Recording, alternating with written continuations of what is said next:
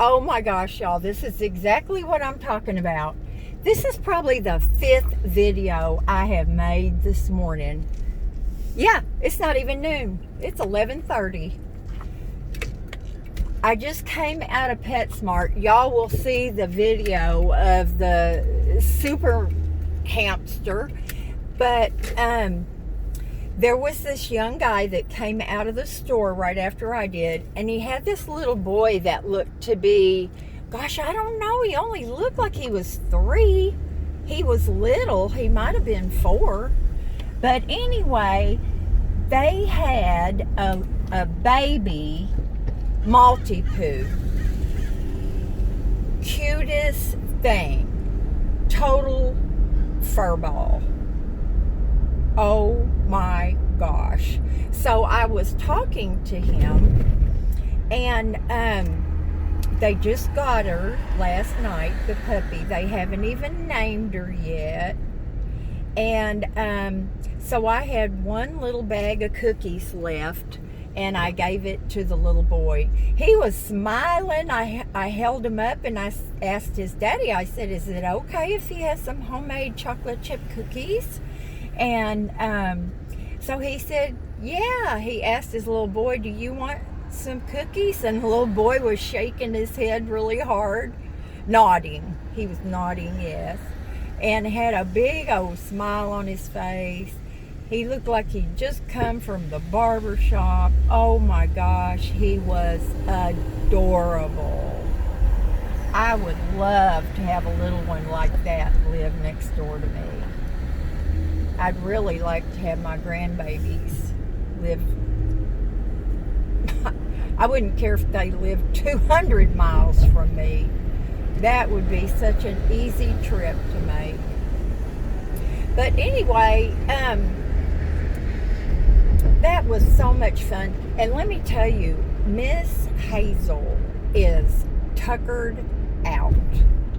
I let her walk around with her halter and her leash. And oh my gosh, I could hardly get her to walk because she was smelling everything. You know, lots of dogs in there have accidents, and she has had one too. And they have those cleanup stations in PetSmart with disinfectant and paper towels and stuff. And y'all, I was so afraid she was going to take a dump in there. I mean, I was like, I always let her go to the bathroom before we go in. So I knew she wasn't going to pee, but she was putting the brakes on. She was not wanting to walk. She wanted to smell everything. But she's really tuckered out now, y'all. Now, I'm going to tell you something I learned that I wish I had thought of before, and that is that it would have been better for me to get her a bigger crate. She's much happier if she can turn in circles, and she can do that here in this little one, but not very well. She gets hung up, and then she starts whining. Let me see if I can show y'all. See, she doesn't have enough room in there to turn around. So if I had it to do over again, now these soft-sided ones, I don't think they make them much bigger than that. But I was looking at the crate, you know, the plastic crate ones, and they do make them bigger. The thing with that is it would have to be permanently set up in the back seat. And but at least I could put one of her beds in there, and she could turn in her circles. So I made that mistake. I did get a bag of dog food, and I'm gonna put it in baggies and keep them here in the van. And you know, just be better prepared. And at the Well, that was good. I'm telling y'all, you gotta watch these drivers. They just, I don't know. I don't know if they have a death wish or if they feel immortal or what the deal is. Now, see, this guy was good. He put his little blinker on. This guy, no blinker. But I'm not perfect either, for sure. So anyway, you live and you learn. And that's what I should have done for Miss Hazel. My thing was, I was thinking that the soft-sided one would be more comfortable. Well, not really. So you live and you learn. So I'm telling y'all, if you have to crate your puppy in the car, get one big enough so they can move around. Hazel can't even sit straight up in this one. So let's see what else. Oh my gosh, y'all. I was really tempted to get that little hamster. Oh my goodness. It was adorable. But even though he was tiny, those little bites, man, I don't think I couldn't handle that. Now, if he was cuddly and he would let me pick him up and cuddle him, oh yeah, for sure. Oh yeah. He would have been going home with us. And you don't have to buy expensive, pet stuff. You can make stuff. You just have to be careful that you make it out of materials that are heavy enough that they're not going to chew on them and swallow them. But oh my gosh, he was so adorable.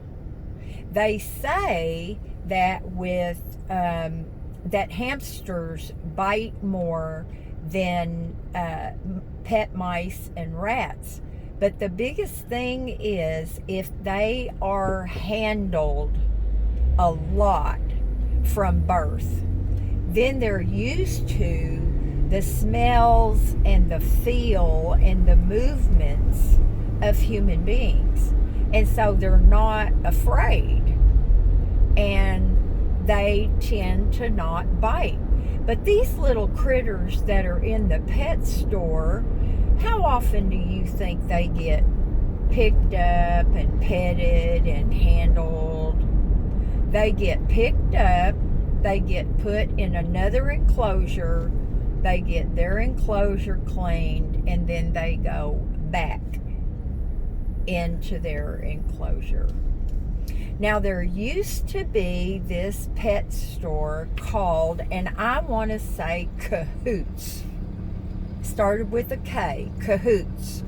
Their stuff was really expensive, and they had special blends of everything. But they used to have open enclosures for their rabbits and chinchillas and guinea pigs, the big guinea pigs.